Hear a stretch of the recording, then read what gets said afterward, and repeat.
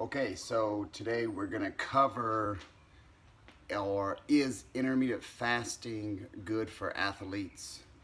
Or is it good for weekend warriors? Or is time restrictive eating more appropriate?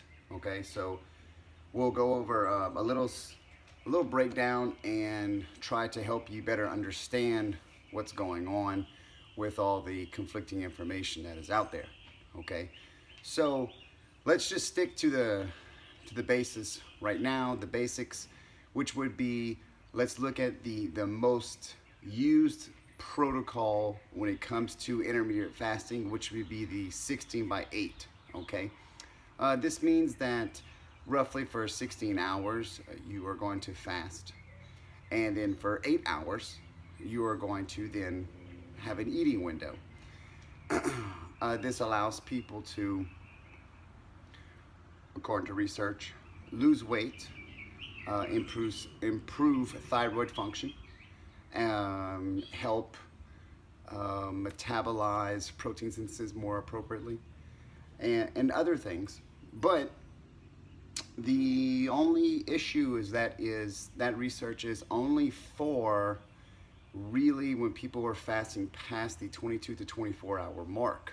So, you have a lot of borrowed research where they will take the best case scenario and then apply it to anything. And I've seen people use this for, let's see, a 20-hour fast, but then only eat for 4 hours, okay? And they'll still try to say that it's the same thing. Now, let's compare that eating window, that 16/8 intermittent fasting, compared to time restricted fasting, or eating, whatever you want to call it, I don't care. Okay, so way back in the day, one of the beautiful things about bodybuilders is that all this, what I call lanyap fad bullshit that goes around, has already been done. It's already been done through the trenches of grinding out, getting ready for competitions and things like that.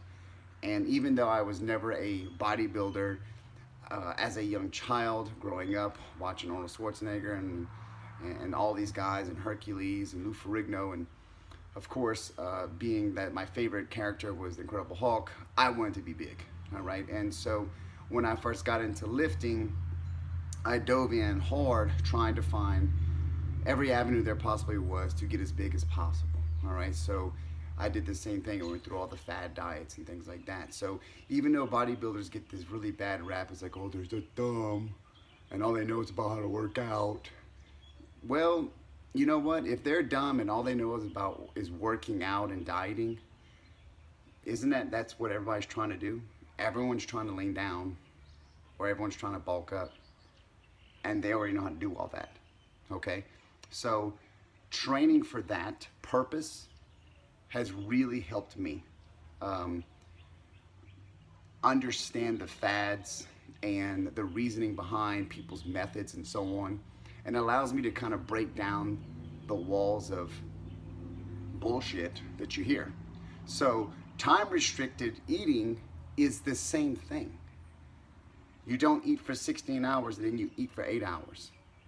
It's the same thing as intermittent fasting. So I don't care what you call it, it's the same thing, okay? So basically, you wake up at 8 o'clock, 7 o'clock, whatever it is, 8 o'clock, and you eat your first meal at 8. And so 9, 10, 11, 12, 1, 2, 3, 4. And then you stop eating at 4, and then you start fasting. That's the same thing that people have been doing for years when they say, don't eat carbohydrates past 6 o'clock. Eat your last meal early. It's the same thing, okay? The only problem that you have is that people tend to use, like I said, borrowed research. They're gonna use the research from 24-hour fasting or even 36-hour fasting, and they're gonna apply it to their lifestyle to make it sound like as if like what they're doing is okay. All right, well, I lost weight. I got a perfect example. Someone asked me, a friend of mine, he was like, hey, what's your thoughts on intermittent fasting? I explained everything, and I just thought how basically, I asked him, what's the point of you doing intermittent fasting? He said, well, I wanted to lose weight. Well, of course, everybody wants to lose weight. Okay, so what you've managed to do is you couldn't control your eating habits before. You couldn't control what you were eating before. So you found a method to restrict yourself from eating, which then allowed you to become a calorie deficit and then allowed you to lose weight. Yeah, but I lost weight, I feel great. Okay, that's fine. But the point I'm trying to make is, it's not that it was a process that allowed you to lose weight because it flourished your metabolism. It's because you're not eating as much calories anymore. And that's okay, as long as you understand the concept behind it, okay? I mean, there's a very, very rare population that actually eats calorie deficit and they still have trouble losing weight. But, you know, once you get past the calorie deficit part, you're gonna start to lose weight. And then once you get into a halt, then it's like, okay, where are my calories coming from, okay? Those are more important, as those are more health-related questions later on. But as far as time-restricted eating and intermittent fasting, it's the same fucking thing, okay? Now, as far as athletes, like I said, MMA fighters, jiu-jitsu players, wrestlers, so on, this can be an issue because what happens is you never want to practice or work out on an empty stomach. The reason why is because there's no amino acids floating around in your system, and so this allows for muscle tissue to break down faster, okay? Muscle tissue breaks down faster, which means there's a loss of strength. Loss of strength is super hard to get, so we don't want to lose that, all right? Now, if you're going to use the intermittent fasting or time-restricted eating for your purposes of training, nothing wrong with that. Just make sure that you are dosing up a good 10 to 15 grams of BCAAs 15 minutes before, and at least, I'd say, 20 to 30 grams of glutamine on top of that. You can also throw some creatine in there if you want. Just remember that it's really not going to metabolize and properly get into your cellular level till hours later, unless it has been shuttled in there. And don't shuttle it by taking 75 grams of sugar, because that's an insulin response. You're still eating 75 grams of sugar, which is fucking horrible for you, okay? So that would help you become more beneficial for your exercise and your work, and it would be so detrimental to your health if you want to follow that protocol. Now, another thing too is also remember that, let's say a jiu-jitsu player or someone, sometimes our practices are at 5 o'clock at night, 6 o'clock at night, 7 o'clock at night, okay? If you are doing a time-restricted eating window, or IF, whatever the fuck you want to call it, you can't eat your last meal at 4, then go to practice at 7, and then not put nothing back into your body.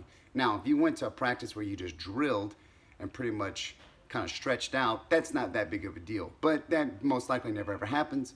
You're going to be burning up calories. You're going to be breaking down your body. So you're going to have to put something back in it. So those are things you need to consider when incorporating an active lifestyle, okay? So I'll go ahead and hit you up hopefully tomorrow. I'm kind of busy with the family, and we'll talk about part 2 and some other effects that could be problems, such as cortisol levels and so on.